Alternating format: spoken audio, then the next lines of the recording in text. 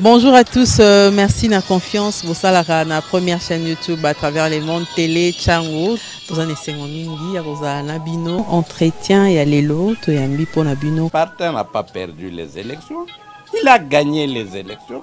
Boye bisa bango bati kapeli seki. Congolais asi à la muki. La muka asala kaba réflexion ya bien pour mboka oyo. FCC na la muka ba ebani bien. Manque à confiance déjà. Il n'y a aucune coalition entre FCC et Nalamuka. Le fait que nous gardions jalousement les preuves que nous avons, c'est parce que nous avons un grand respect pour nos frères. Ensemble, union sacrée. Le blocage au niveau de la CNI a un nom. Il s'appelle Monsieur Félix Tshilombo.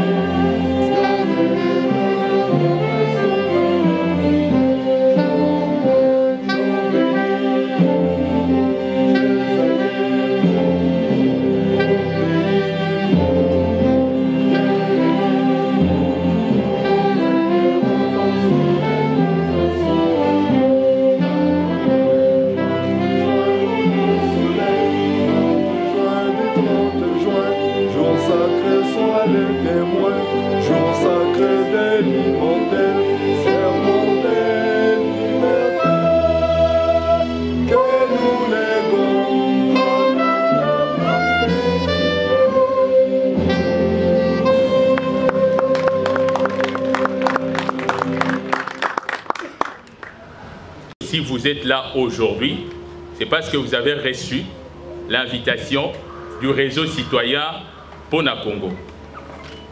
C'est quoi les réseaux citoyens Pona Congo? Les réseaux citoyens Pona Congo regroupent des patriotes congolais. Et quand on parle de patriotes congolais, on voit les femmes et les hommes, les enfants qui ont les cœurs qui battent pour la République démocratique du Congo. Quand on dit le cœur qui bat pour la République démocratique du Congo, ça veut dire c'est des personnes qui ont un lien émotionnel très fort attaché à la question, ce qu'on appelle communément en lingala, les Kamboya-Mabele. Ça veut dire ces liens émotionnels font qu'ils sont capables de faire des sacrifices énormes pour qu'au finish, que seuls les Congos soient valorisés. Seul que le Congo soit développé. Et qu'on ne parle pas des intérêts particuliers des individus, des gouvernants, des sociétés, mais que ce soit les Congo, alors le Congo seul. Et c'est pour cette raison que Kimbangu a vécu, c'est pour cette raison que Kimpavita a vécu, c'est pour cette raison que Patrice Emery Lumumba a vécu, c'est pour cette raison que Joseph Kasavubu a vécu, ainsi que c'est pour cette raison d'ailleurs que Mamadou Ndala a vécu. Donc, je donne ces exemples pour vous montrer que le réseau citoyen Pona Congo, c'est un réseau qui regroupe des patriotes. Que ce soit dans la société civile traditionnelle ou dans les mouvements citoyens. Des patriotes congolais, ceux qui sont capables de transcender, d'aller au-delà de leurs intérêts personnels et de donner le meilleur d'eux, que ce soit dans la fonction publique, que ce soit au niveau de la politique, que ce soit au niveau de l'agriculture, que tous se tournent autour de l'intérêt supérieur du Congo. Voilà ce que c'est le réseau citoyen Pona Congo. Et c'est quoi la vision de Pona Congo? Pona Congo a pour vision écrire une histoire de gloire et de dignité pour la République démocratique du Congo. Je vous donne un exemple. Si vous avez votre passeport congolais et que vous vous retrouvez aux États-Unis, vous êtes en situation régulière, mais vous manquez une information sur une administration américaine et que vous vous présentez pour dire, écoutez, je suis congolais, j'aimerais avoir une telle information et tout. Vous savez comment on nous traite à l'extérieur. Il suffit juste de dire que vous êtes congolais, avec votre passeport congolais. Il y a un certain mépris, dans plusieurs pays en tout cas, majoritairement, un certain mépris quand on entend parler du Congolais, actuellement aux États-Unis, en Europe et partout. Donc, nous voulons inverser la tendance.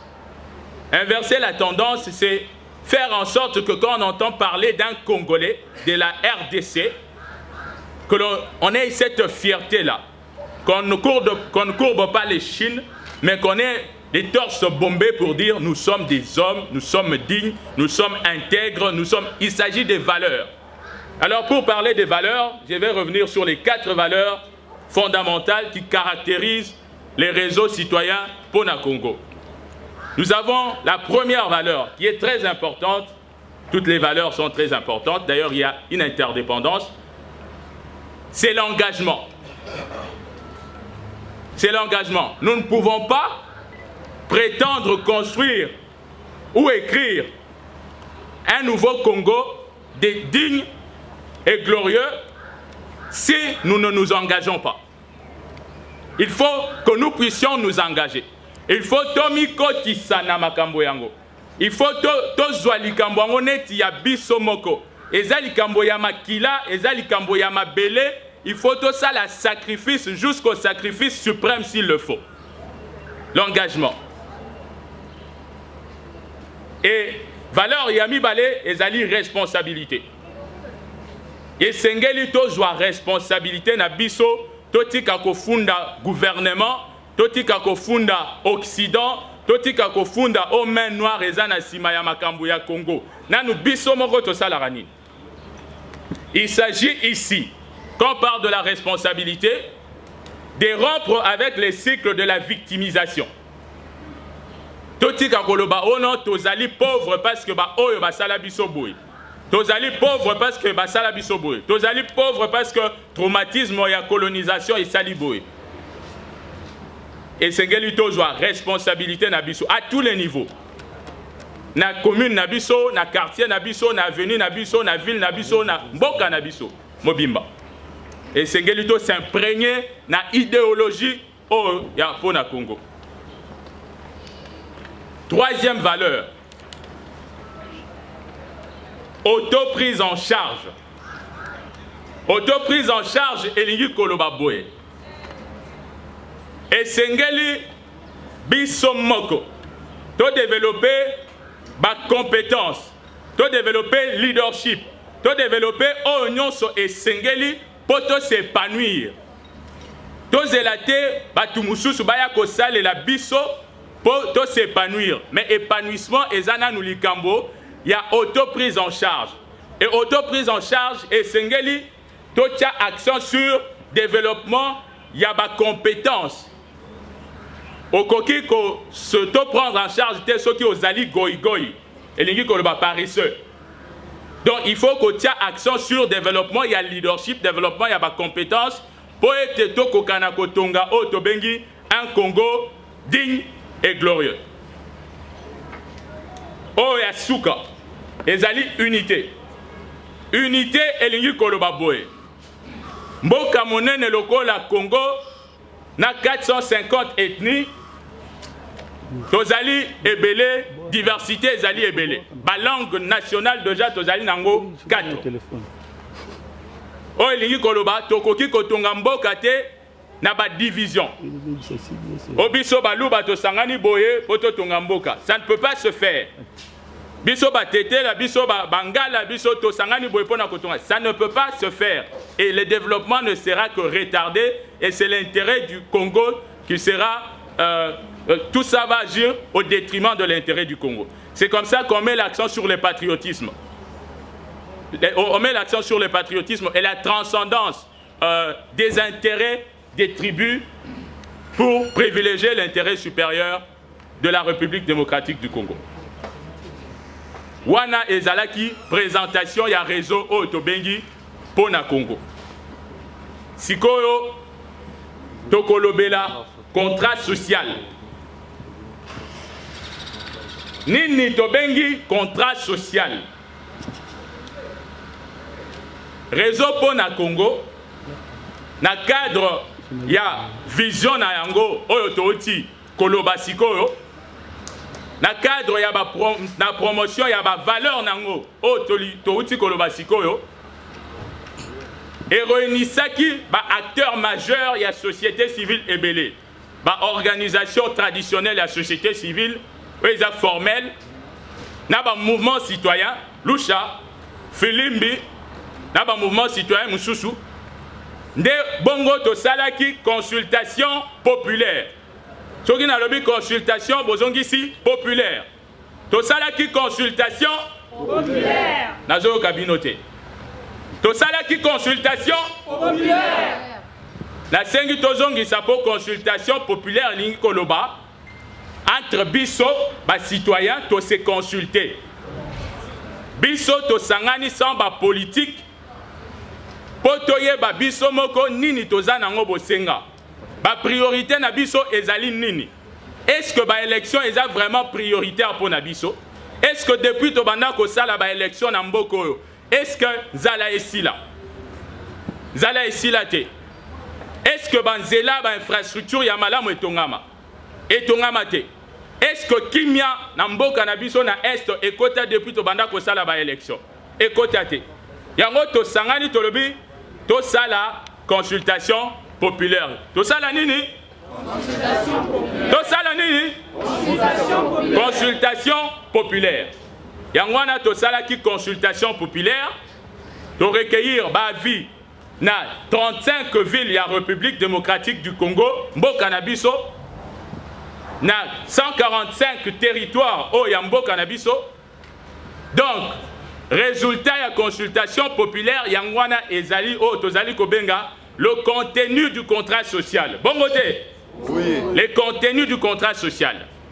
Alors, tu comprends, Sabino, contexte, il y a consultation populaire, bah, objectif na Yango, Yangwana Lelo. Lelo,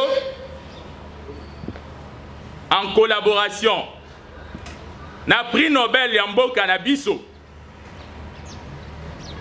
les docteurs Denis Mukwege, Oboyebi, Azali Kaka prix Nobel Tepo Azana ba prix Ebele Sakharov, prix des droits de l'homme des Nations Unies, mais Elekio Ezali Kolo, Ezali Tobengi, prix Nobel de la paix. Prix Nobel Yanini?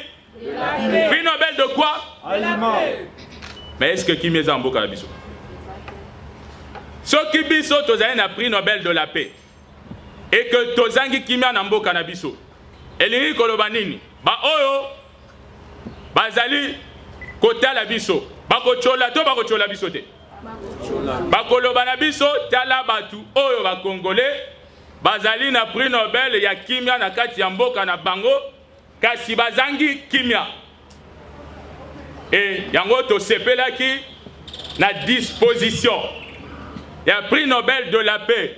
Yambo Cannabiso, Oyo a s'engagé depuis 2 années pour la Kimia à travers Fondation Panzi. Oyo Babengaka, l'homme qui répare les femmes. A réparer ba femme poète. Ba femme wana ba vivaka na ba zone o babengi zone de conflit. Et na kati ya ba zone de conflit wana ba rebelle ba utilisaka viol neti o ba tu alopoto ba bengaka arme de guerre et tango ba utilisaka viol lokola arme de guerre bakotisaka banzete na nzoto ya basi basalaka n'importe quoi et prix Nobel na biso asangageaki pona koedaka na o babengi prise en charge holistique ya ba mama wana. Est-ce que tokoki kobetela ye maboko?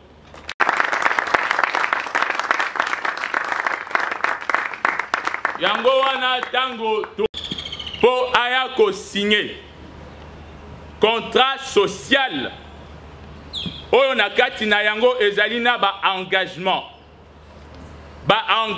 oyo ekolié ba ye politique nyonso ya mboka na biso, surtout oyo bazali ba candidat président de la République po ete bango ne bakoya ko présenter programme de gouvernance na bango et que esengeli programme de gouvernance na bango na ba engagement oyo ezali na kati ya contrat social et balana yango cérémonie oyo tobengi yango mariage de la République po ete tozali kolié programme de gouvernance ya ba candidat président de la République na ba député nationaux bakoya sima na ba aspiration na biso population oyo eza na kati ya contrat social oyo boyete boyete toyali malili mingi boyete pona contrat social yango oyo na mesa ezali na ba engagement nazotanga engagement ya liboso ezali ko concerner o tobengi leadership politique responsable. Leadership politique responsable elingi koloba boye esengeli na kati ya politique na biso bakambi na biso bazala bakambi o bazali responsable elingi koloba boye elingi koloba bamisalelaka te mpo na kotondisa baposhi na bango bamisalelaka te mpo na kotindaka bana na bango na poto mpo bakende kotanga bamisalelaka te mpo batongaka bandako na bango kasi responsabilité na bango ezali vis-à-vis na biso oyo tovotaka bango boye te vis-à-vis na biso oyo tovotaka bango yango wana tolobi il faut ba candidat président de la République nyonso ezala président Martin Fayulu ezala président Félix Tshisekedi ezala président Matata Ponyo ezala président Moïse Katumbi ezala ba candidat président nyonso lobi oyo eleki candidat président de la République Constant Mutamba alekaki awa pona ko signer contrat social. Candidat président de la République Floribert Anzuluni alekaki awa pona ko signer contrat social. Bande konabiso ya Union pour la Nation congolaise balekaki awa pona ko signer contrat social. Tolingi kolobaka kape ko rappeler na ba candidat président de la République boye. Contrat oyo euti na quelques personnes kakate. Contrat oyo euti na 35 villes de la République. Contrat oyo ba contenu euti na 145 villes de la République. Ça veut dire que tango tozali ko sala cérémonie oyo bandeko wana nyonso bazali ko landa en ligne. Et bango ne ba ko juger attitude ya ba candidat oyo ba koya ko signer engagement oyo na oyo ba koya ko signer te. Ba oyo bakoya ko signer engagement population a ko juger caractère na bango soki akoki ko voter bango toté. Bako bakoya ko signer te population pende juge. Tango naza ko loba population ngape na kati pona zali pona. Pona zali pona. Congo. Yango. Pona zali pona Congo. Ça veut dire tokotala toko juger attitude, comportement tina suka et tokoyeba nani tokopesa confiance toté. Tobeti maboko pona mboka.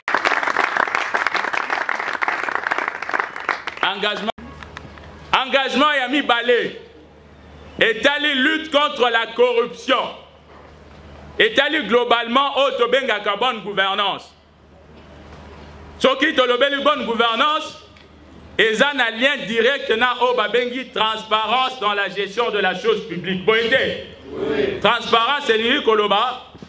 Soki osengi $1000 pour otonganzela. Et sengeli tango koya ko justifier oye la biso facture ya $1000.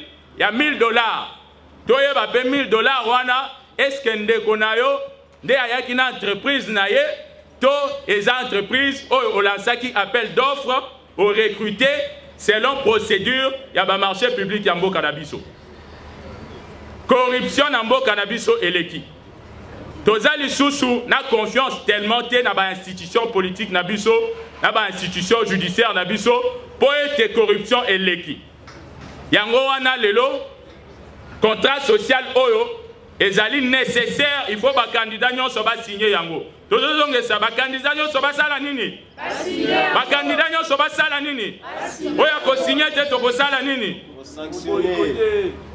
Boko boyikote? Toko boyikote. Engagement ya misatu. Eza na lien na makambo ya paix et sécurité. Makambo ezoleka na Est depuis plus de 20 ans, plus de 10 millions ya bandeko bakufi, mais génocide oyo le cas na Est, oyo le cas na Est, communauté internationale etikala ko reconnaître yango pendate. Yango monine ti ba initiative ya ko tia place des évoluer génocoste et salamaki pona ko sensibiliser ba congolais bazwa conscience ya aspect wana po ete ba bunda pona mboka. Ba engagement e ali ebele. Na tangeli bino kaka misatu pour comprendre nini tobengi contrat social. Sikoyo contrat social yango na mesa. Yango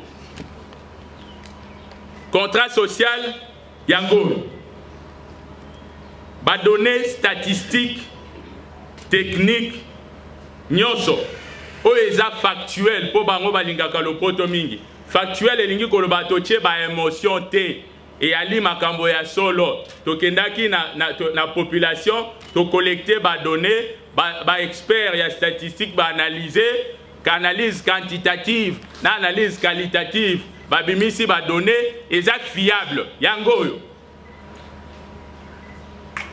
Les docteurs le prix Nobel de la paix en mboka na biso alobaki bosali musala malam ngai na ko signer contrat social kasi azali na biso na Kinshasa te, azali na Bukavu esengelaki asala yango en duplex yango bomoni écran oyo kasi koko somoko esalemi po ete boyebi azali docteur ba urgence médicale esali ete.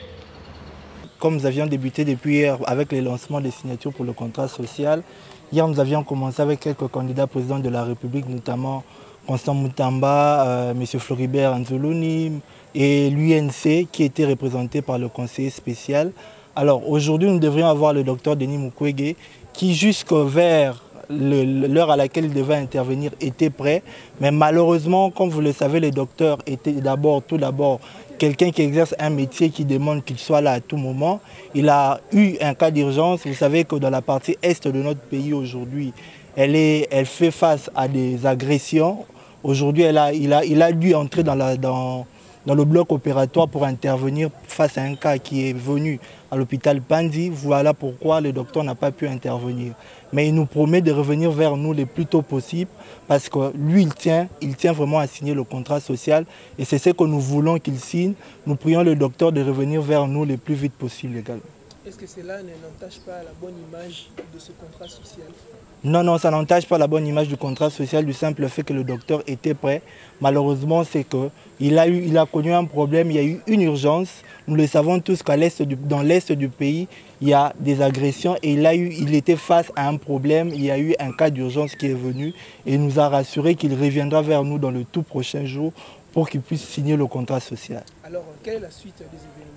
Alors la suite des événements est que la semaine prochaine déjà, nous aurons d'autres partis politiques, mais aussi candidats aux élections qui viendront signer ce contrat social. Il nous faut juste ajuster les temps pour voir la disponibilité de chacun. Voilà pourquoi nous lançons encore un vibrant appel à la population de dire à tous ces candidats qui circulent déjà, qui reviennent dans leur base, qui doivent venir signer le contrat social, qu'ils soient un parti politique, qu'ils soient candidats à la députation nationale, à la députation provinciale, qu'ils viennent signer le contrat Congo Tolingi. Nous les attendons à bras ouverts parce que cette fois-ci, nous sommes déterminés. La population ne se laissera plus berner. Il faut signer un contrat qui nous servira de moyens de pression pour qu'à l'avenir, nous puissions demander les devoirs de redevabilité à tous ceux qui vont diriger le pays dans le tout prochain jour. Lancer qui va signature et un contrat social, ils ont recueillir besoin peu de préoccupation à la population. Autre ça qui va consultation populaire na RDC Momimbo à travers les 34 villes. Mais malheureusement aujourd'hui, comme nous avions lancé hier, il y a eu des gens tels que Ndeko Nabiso, Constant Moutamba, Ndeko Floribert Anzoluni, Ndeko ya UNC qui a signé lobby. Et le il fallait que notre prix Nobel, le docteur Mukwege, a signé. Biso sebi que activité, il y a un groupe armé, za makasi na est ya mboka et que docteur Aza médecin. Alors, docteur a eu cas urgence, il fallait intervenir jusqu'à la dernière minute, mais même cas urgence dans l'hôpital, et le docteur a prêté serment au babeng dans le pote serment d'Hippocrate. Il faut à l'après attendre à tout moment pour être soigner les patients. Il y a un docteur à intervenir télélo, mais à promettre biso à l'objet que dans le tout prochain jour à Kozonga pour être signé, parce que c'est lui-même qui avait émis les vœux.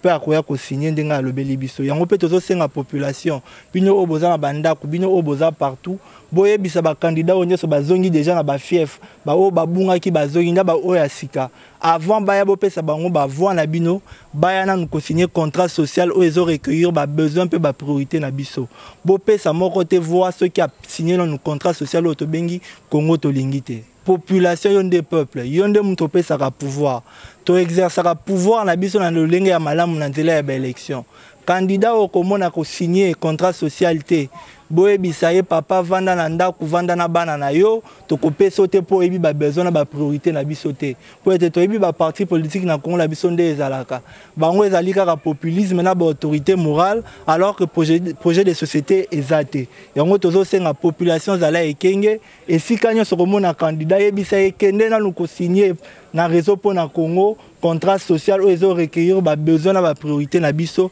pour être mboka ekende liboso mboka ekende et ça les mamalamu.